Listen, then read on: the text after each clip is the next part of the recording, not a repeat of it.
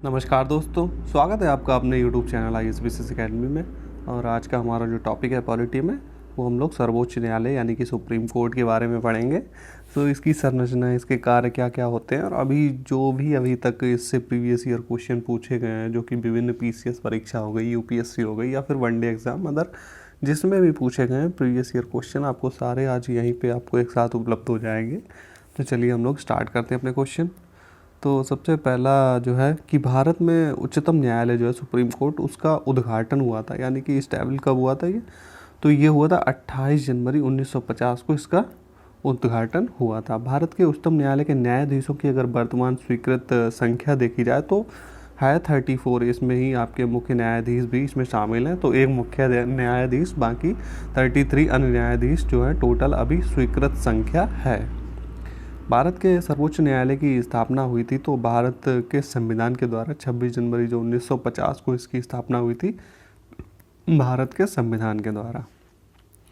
आगे यहाँ पे सही कथन यानी कि इंफॉर्मेशन बेस्ड जो क्वेश्चन था हमारा, कि सर्वोच्च न्यायालय का गठन 1950 में हुआ था। सर्वोच्च न्यायालय देश की जो है उच्चतम अदालत है। तो हमारे यहाँ पे किस तरीके की, हमारे यहाँ पर एकीकृत न्यायालय की व्यवस्था है। आपको लोअर लेवल से जाके ऊपर आपको सबसे जो उच्च जो है वो हमारा सुप्रीम कोर्ट है, जिसमें अपील की जाती है। इसमें अपील भी होती है कई केसों की।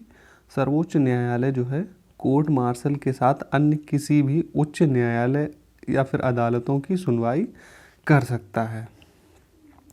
आगे, भारत के उच्चतम न्यायालय में न्यायाधीशों की संख्या में वृद्धि की शक्ति किसमें निहित है? तो वृद्धि कर सकती है संसद। आगे की, भारतीय सर्वोच्च न्यायालय में न्यायाधीशों की नियुक्ति कौन करता है? तो हमारे राष्ट्रपति जी करते हैं। सर्वोच्च न्यायालय का न्यायाधीश अपना पद त्याग करता है। किसको पद लिखकर? देखिए, अगर न्यायाधीश को अपना पद त्याग करना है तो वो राष्ट्रपति को पत्र लिखता है। सर्वोच्च न्यायालय के न्यायाधीश जो है संसद की सिफारिश के बाद ही भारत के राष्ट्रपति के द्वारा हटाए जा सकते हैं। तो अगर हटाने का प्रोसेस हो किसी न्यायाधीश को हटाने का, तो उससे पहले संसद में महाभियोग प्रस्ताव लाया जाएगा, उसकी फिर संसद सिफारिश करेगी, उसके बाद राष्ट्रपति जी उसको हटा सकते हैं। आगे देखते हैं। तो अगला क्वेश्चन जो हमारा है इन्फॉर्मेशन वाला, वो कह रहा है कि भारत के उच्चतम न्यायालय के न्यायाधीशों के महाभियोग की प्रक्रिया के ब्यौरे न्यायाधीश जांच अधिनियम 1968 में दिए गए हैं। तो उसके खिलाफ कैसे प्रक्रिया चलेगी? तो ये ब्यौरा आपको न्यायाधीश अधिनियम 1968 में देखने को मिलेगा। और अगला यहाँ पे दिया है कि यदि किसी न्यायाधीश के महाभियोग के प्रस्ताव को मतदान हेतु लिया जाता है तो विधि द्वारा अपेक्षित है कि यह प्रस्ताव संसद के प्रत्येक सदन द्वारा समर्थित होना चाहिए, यानी कि लोकसभा और राज्यसभा दोनों के द्वारा, और उस सदन की कुल सदस्य संख्या के बहुमत के द्वारा, तथा कुल उपस्थित और मत देने वाले सदस्यों को कम से कम 2/3 के द्वारा समर्थित हो, तभी इसको मान्य किया जाएगा। सर्वोच्च न्यायालय में सेवानिवृत्ति की आयु कितनी है? 65 ईयर है। सर्वोच्च न्यायालय के न्यायाधीशों का वेतन जो है उसका निर्धारण कौन करता है? तो संसद के द्वारा इनका निर्धारण होता है। आगे कि भारत के उच्चतम न्यायालय की स्वायत्त रक्षा हेतु प्रावधान है। तो किस तरीके से हैं? उच्चतम न्यायालय के न्यायाधीशों की नियुक्ति करते समय भारत के राष्ट्रपति को जो है भारत के मुख्य न्यायाधीश से विचार विमर्श करना पड़ता है। तो जो अन्य न्यायाधीशों की नियुक्ति होगी उन पर विचार विमर्श किससे होगा? राष्ट्रपति करेगा, मुख्य न्यायाधीश से। और न्यायाधीशों का वेतन भारत की संचयी निधि पर भारित होता है, जिस पर विधानमंडल को अपना मत नहीं देना पड़ता है। विधानमंडल यानी कि स्टेट वाली जो हमारी विधायिका होती है। अगला देखते हैं कि सेवानिवृत्त होने के पश्चात सर्वोच्च न्यायालय के न्यायाधीश वकालत कर सकते हैं। तो देश के किसी भी न्यायालय में वो वकालत नहीं कर सकते हैं। भारत के सर्वोच्च न्यायालय के कार्यवाहक मुख्य न्यायाधीश की नियुक्ति कौन करता है? तो हमारे राष्ट्रपति जी करते हैं। सर्वोच्च न्यायालय के न्यायाधीशों की नियुक्ति की जाती है राष्ट्रपति के द्वारा, जो है सर्वोच्च न्यायालय के मुख्य न्यायाधीशों से परामर्श करने के बाद में। देखिए, सर्वोच्च न्यायालय में तदर्थ न्यायाधीशों की नियुक्ति होती है। तो क्यों होती है? देखिए, ऐसा होता है कि जैसे कि कभी कोरम जो है, कोरम की अगर ज़रूरत पड़ती है न्यायालय के किसी सत्र के लिए, कोरम का ना होना, जब कोरम उनको चाहिए होता है और कोरम में के लिए उनके पास उपलब्ध जो न्यायाधीश हैं वो कम होते हैं, तो उसके लिए तदर्थ न्यायाधीशों की नियुक्ति कर ली जाती है। भारतीय संविधान में तदर्थ न्यायाधीशों की नियुक्ति का प्रावधान कहाँ पर है? सर्वोच्च न्यायालय में। सर्वोच्च न्यायालय ने न्यायाधीशों की नियुक्ति के लिए कॉलेजियम व्यवस्था को कब अपनाया था? तो 1993 में अपनाया था। अगला है कि सर्वोच्च न्यायालय के उस मंडल में जो सर्वोच्च न्यायालय में जजों की नियुक्ति की अनुशंसा से संबंधित है में सर्वोच्च न्यायालय के मुख्य न्यायाधीश के अतिरिक्त कुछ अन्य वरिष्ठ न्यायाधीश होते हैं। ऐसे अन्य जो इस मंडल में सदस्य होंगे, तो वही है कि जो आपका कॉलेजियम व्यवस्था है तो उसमें मिनिमम कितने होने चाहिए? 4 सदस्य होने चाहिए। उच्चतम न्यायालय में संविधान के निर्वाचन से वही, अगर मान लीजिए कोई संविधान का कहीं पे व्याख्या करने जैसा कोई मामला है तो उसमें न्यूनतम कितने न्यायाधीश होने चाहिए? तो न्यूनतम 5 न्यायाधीशों की पीठ होती है अगर कोई संविधान की व्याख्या से जुड़ा हुआ मुद्दा है। केंद्र और राज्य के बीच होने वाले जो विवाद होते हैं उनका निर्णय करने की भारत के उच्चतम न्यायालय की शक्ति किसके अंतर्गत आती है? तो ये आती है मूल अधिकारिता के अंतर्गत। अगला है कि उच्चतम न्यायालय की आरंभिक अधिकारिता के अंतर्गत क्या क्या आते हैं? तो भारत सरकार या एक या अधिक सरकारों के बीच में जब राज्य यानी कि राज्यों के बीच में जब विवाद होता है, 2 या अधिक राज्यों के बीच में अगर विवाद है तो ये उसकी आरंभिक अधिकारिता के अंतर्गत आएगा। अगला है कि उच्चतम न्यायालय द्वारा आज तक की दूसरी सबसे बड़ी खंडपीठ किस केस में बनी थी? तो गोलकनाथ केस में बनी थी। और सबसे बड़ी किस में बनी थी? केशवानंद भारती केस में। उच्चतम न्यायालय ने संविधान का जो मूल ढांचा है, देखिए ये क्वेश्चन काफ़ी बार आपसे पूछता है, इसको तो शायद देखिए काफ़ी लोगों को तो ये याद भी होगा, नहीं भी याद है तो इसको आप एकदम से रट लीजिएगा। यही क्वेश्चन जो है आपका काफ़ी बार रिपीट हो चुका, चाहे वो पीसीएस का एग्ज़ाम हो या फिर वनडे एग्ज़ाम हो, कि संविधान के मूल ढांचे का सिद्धांत किस केस में प्रतिपादित किया गया था? तो केशवानंद भारतीवाद में। अगला है कि उच्चतम न्यायालय ने यह धारणा व्यक्त की कि मूल अधिकार व्यक्ति को जैसा उसे सबसे अच्छा लगे उस तरह अपनी ज़िंदगी की रूपरेखा तैयार करने के लिए सक्षम बनाता है। तो ये किसमें वर्डिक्ट आया था? तो ये इसमें आया था आपका गोलकनाथ बनाम स्टेट ऑफ पंजाब बाद में। अगला हमारा मैचिंग का क्वेश्चन है। तो इंदिरा साहनीवाद किससे संबंधित था? अन्य पिछड़ा वर्ग के लिए चिकनी परत यानी कि ओबीसी जो आरक्षण है उसमें जो क्रीमी लेयर का जो मामला है वो आया था इंदिरा साहनीवाद में। विशाखावाद किससे संबंधित है? अपने कार्यस्थल पर देखिए यौन उत्पीड़न से कामकाजी महिलाओं को संरक्षण के लिए। मेनका गांधीवाद जो आया था अनुच्छेद 14, 19, 21 जो है परस्पर अपवर्जी नहीं है, इससे संबंधित आया था मेनकावाद। अगला है कि संवैधानिक विवाद में सर्वोच्च न्यायालय के अपीलीय क्षेत्राधिकार से संबंधित अनुच्छेद कौन से हैं? तो अनुच्छेद 134 का ए को मिलाकर पढ़ना होगा आपको, 132, तो ये हो जाएगा आपका अपीलीय क्षेत्राधिकार। अगला है कि संविधान की व्याख्या से संबंधित सभी विवाद सर्वोच्च न्यायालय के पास लाए जाते हैं, तो ये उसके अपीलीय क्षेत्राधिकार के अंतर्गत आएंगे। सर्वोच्च न्यायालय के संबंध में सही कथन क्या है? तो यह मूल, अपीलीय और परामर्श संबंधी क्षेत्राधिकार रखता है। भारत में सुधारात्मक याचिका उच्चतम न्यायालय में दाखिल की जा सकती है अनुच्छेद 142 के अंतर्गत। अगला है कि भारत के संविधान के संदर्भ में सामान्य विधियों में अंतर्विष्ट प्रतिषेध अथवा निर्बंधन अथवा उपबंध अनुच्छेद 142 के अधीन संवैधानिक शक्तियों का प्रतिषेध अथवा निर्बंधन की तरह कार्य नहीं कर सकते। इसका अर्थ क्या हुआ? तो इसका अर्थ हुआ कि भारत का उच्चतम न्यायालय अपनी शक्ति के प्रयोग में संसद के द्वारा निर्मित विधियों से बाध्य नहीं होगा। अगला है हमारा कि भारत का संविधान नागरिकों की स्वतंत्रता तथा उन आदर्श जिन पर संविधान आधारित है की सुरक्षा हेतु न्यायिक पुनर्विलोकन की व्यवस्था करता है।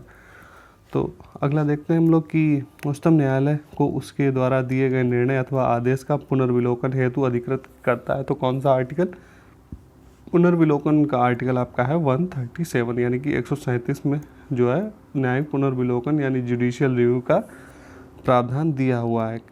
न्यायिक पुनर्विलोकन जुडिशियल रिव्यू का अर्थ यह है कि सर्वोच्च न्यायालय क्या कहता है? राज्य के किसी भी कानून को अवैध घोषित कर सकता है। राज्य के द्वारा कोई भी, संसद के द्वारा अगर कोई कानून बनाया गया है तो उसको जो है संविधान की दृष्टि से वो अघोषित, अगर असंवैधानिक कोई चीज़ बना देती, कोई कानून बन गया है सरकार के द्वारा, तो उसको अवैध घोषित करना ही न्यायिक पुनर्विलोकन की शक्ति के अंतर्गत आता है। भारत में न्यायिक पुनरीक्षण का अर्थ क्या है? तो विधानमंडल द्वारा निर्मित विधियों के प्रज्ञान को प्रश्नगत करने का न्यायपालिका का अधिकार होता है कि जो भी कानून बनाए क्या वो न्याय सम्मत या फिर संवैधानिक है या फिर नहीं, या फिर अगर संविधान का अतिक्रमण कर रहा है तो उसको निरस्त भी कर सकती है। न्यायिक पुनर्विलोकन में न्यायालय को क्या अधिकार है? यदि कोई कानून या आदेश संविधान के विपरीत हो तो उसे असंवैधानिक घोषित करना। भारत में न्यायिक पुनर्विलोकन की शक्ति का प्रयोग किया जाता है तो सर्वोच्च न्यायालय तथा उच्च न्यायालय दोनों के ही द्वारा किया जाता है। हाँ, यहाँ पे दो ही कर सकते हैं, ऐसा नहीं कि आप स्टेट वाले नहीं कर सकते। जो आपको सेशन कोर्ट हो गई, जिला अदालतें हो गई, वो इस शक्ति का प्रयोग नहीं करते हैं। अगला यहाँ पे सही कथन दे रखा है इन्फॉर्मेशन वेस्ता कि किसी भी केंद्रीय विधि को संवैधानिक रूप से अवैध घोषित करने की अधिकारता उच्चतम न्यायालय एवं उच्च न्यायालय दोनों की है और भारत के संविधान के किसी संशोधन पर उच्चतम न्यायालय के द्वारा प्रश्न उठाया जा सकता है। न्यायिक पुनर्विलोकन प्रचलित है तो ये आपको भारत और यूएसए दोनों में ही ये प्रक्रिया आपको देखने को मिल जाएगी। न्यायालय द्वारा संसद की कार्रवाइयों की जांच को प्रतिबंधित करने वाला अनुच्छेद कौन सा है? तो 122। कोई भी संविधान संशोधन कानून भारतीय सर्वोच्च न्यायालय के द्वारा असंवैधानिक घोषित किया जा सकता है। कब? यदि वह विधि के समक्ष समानता के अधिकार को भाग 3 से हटाकर संविधान में कहीं अन्यत्र रखता है तो इस आधार पर जो है वो असंवैधानिक घोषित किया जा सकता है। अगला कथन दिया हुआ है कि भारत में न्यायिक पुनरीक्षण का सीमित है अधिकार। जो है न्यायिक पुनरीक्षण है उसका क्षेत्र सीमित है। भारतीय संविधान में कुछ उधार की वस्तुएं, दोनों ही चीज़ें सही हैं, लेकिन उधार की वस्तुओं से यहाँ पे सीमित नहीं होता है, ऐसा नहीं है। लेकिन यहाँ पे स्पष्टीकरण जो है नहीं हो रहा, तो ए और दोनों ही सत्य हैं, लेकिन स्पष्टीकरण ठीक यहाँ पे नहीं हो रहा, दोनों के साथ में तालमेल नहीं बन रहा है। भारतीय संविधान में न्यायिक पुनर्विलोकन का आधार क्या है? विधि द्वारा स्थापित प्रक्रिया। अगला है कि संविधान की व्याख्या करने का अंतिम अधिकार किसको है? तो है सुप्रीम कोर्ट को। भारत के संविधान का अभिरक्षक किसको कहा जाता है? सुप्रीम कोर्ट को। उच्च न्यायालय से कानूनी मामलों का परामर्श लेने का अधिकार राष्ट्रपति को है और ये अधिकार किसके तहत मिला है? अनुच्छेद 143 के तहत। अगला है कि उच्चतम न्यायालय तथा उच्च न्यायालयों के न्यायाधीशों की नियुक्ति तथा स्थानांतरण के लिए परामर्श प्रक्रिया के संबंध में राष्ट्रपति ने उच्चतम न्यायालय को एक अभिदेशन दिया था, तो खंड 1 अनुच्छेद 143 के अंतर्गत। अगला है कि विधायी शक्तियों की संघीय सूची में समाविष्ट किसी विषय के संबंध में भारत के उच्चतम न्यायालय के अधिकार क्षेत्र को बढ़ाने का अधिकार दिया गया है, तो किसको ये अधिकार मिला हुआ है? संसद को। भारत के सर्वोच्च न्यायालय का क्षेत्राधिकार बढ़ाया जा सकता है तो संसद के द्वारा विधि बनाकर उसके क्षेत्र का अधिकार बढ़ाया जा सकता है। अगला है कि उच्चतम न्यायालय की परामर्शी अधिकारिता के विषय में यहाँ पे सही कथन क्या क्या है? तो परामर्शी अधिकारिता की शक्ति के अधीन प्राप्त किसी निर्देश पर उच्चतम न्यायालय की पूर्ण पीठ सुनवाई करती है और परामर्शी अधिकारिता के अधीन प्राप्त निर्देश व्यक्त किया हुआ उच्चतम न्यायालय का मत सरकार पर बाध्यकारी नहीं होगा। यहाँ पे लिखा हुआ है बाध्यकारी नहीं होगा। अगला कह रहा है कि भारत का उच्चतम न्यायालय कानून तथा तथ्य के मामले में राष्ट्रपति को परामर्श देता है तभी जब वह ऐसा परामर्श, देखिए यहाँ पे परामर्श वाले में क्या होता है, देखिए कि राष्ट्रपति को अगर किसी मामले पे अगर ऐसा लगता है कि इस पे मामले पे अगर उसको राय लेनी है सुप्रीम कोर्ट की, तो वो सुप्रीम कोर्ट से राय ले सकता है किस आर्टिकल के तहत? 143 के तहत। लेकिन होता क्या है कि राष्ट्रपति उस परामर्श को जो भी सुप्रीम कोर्ट, पहली बात तो ये है कि सुप्रीम कोर्ट के ये बाध्य नहीं है कि वो उसको जो है परामर्श दे, वो मना भी कर सकता है। लेकिन अगर कोई परामर्श दे दिया है सुप्रीम कोर्ट ने तो राष्ट्रपति भी उसको मानने के लिए बाध्य नहीं है कि जो भी परामर्श उसने दिया है, तो राष्ट्रपति के ऊपर वो जो है ऐसा कोई बाध्यकारी नहीं है कि वो राष्ट्रपति के ऊपर है वो माने या फिर ना माने। उच्चतर न्यायालयों के न्यायाधीशों की नियुक्ति में कार्यपालिका, विधायिका तथा मुख्य न्यायाधीशों की भागीदारी की अनुशंसा की थी, तो किसने की थी? द्वितीय प्रशासनिक सुधार आयोग ने। भारतीय संविधान के अनुच्छेदों में सर्वोच्च न्यायालय के द्वारा संविधान का अनुलंघनीय मौलिक अधिकार ढांचा घोषित किया है, तो ये आपको मिलेंगे अनुच्छेद 32, 226 और 227 के अंतर्गत ये जो है आपको मिल जाएगा। सब भारतीय संविधान के निम्नलिखित अनुच्छेद के तहत सर्वोच्च न्यायालय भारतीय नागरिकों के मौलिक अधिकारों की रक्षा करता है, तो ये आपको मिलेगा अनुच्छेद 32 में। संवैधानिक उपचारों का जो अधिकार है हमारे मौलिक अधिकार में दिया हुआ है अनुच्छेद 32 में। सर्वोच्च न्यायालय में न्यायाधीश नियुक्ति होने के लिए व्यक्ति को कम से कम उच्च न्यायालय का एडवोकेट, वही है कि हाई कोर्ट में आपको कम से कम 10 वर्ष आप एडवोकेट के रूप में कार्य कर चुके हैं, तभी आप न्यायाधीश नियुक्त होने के लिए अवेलेबल होंगे।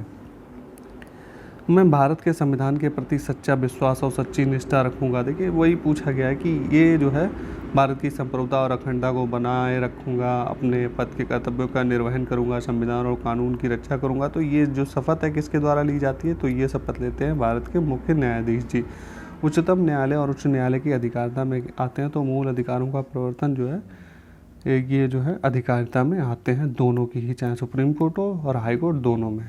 देश के किसी भी न्यायालय में चल रहे वाद को अन्यत्र भेजने का अधिकार किसको है? तो सर्वोच्च न्यायालय जो है ये ट्रांसफ़र कर सकता है। हाल ही में उच्चतम न्यायालय ने निम्न अनुच्छेद के तहत प्रवासी पंचायत निर्धारित अधिनियम 1983 को संविधान के अंतर्गत केंद्र के पावन कर्तव्य के उल्लंघन के आधार पर असंवैधानिक घोषित किया है। तो अनुच्छेद 355 में या फिर 355 के तहत यहाँ पे दे रखा है कि सही कथन है कि न्यायमूर्ति BR कृष्ण अय्यर भारतीय न्यायिक सेवा में लोकहित याचिका यानी PIL के प्रयोजकों में से एक माने जाते हैं। भारत में संविधान की मूल संरचना यानी बुनियादी ढांचा के सिद्धांत का स्रोत क्या है? तो न्यायिक व्याख्या।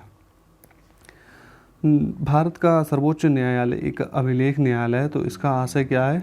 तो इसका आशय कि इसके सभी निर्णयों का जो है साक्ष्यात्मक मूल्य होगा और इस पर किसी भी न्यायालय में प्रश्न चिन्ह नहीं लगाया जाएगा। अभिलेख न्यायालय माना जाता है। तो उच्चतम न्यायालय एवं उच्च न्यायालय को जो है दोनों को ही अभिलेख न्यायालय माना जाता है। भारत के सर्वोच्च न्यायालय के निर्णय के संबंध में सही कथन क्या है? तो सर्वोच्च न्यायालय को अपने निर्णय को परिवर्तित करने का अधिकार है।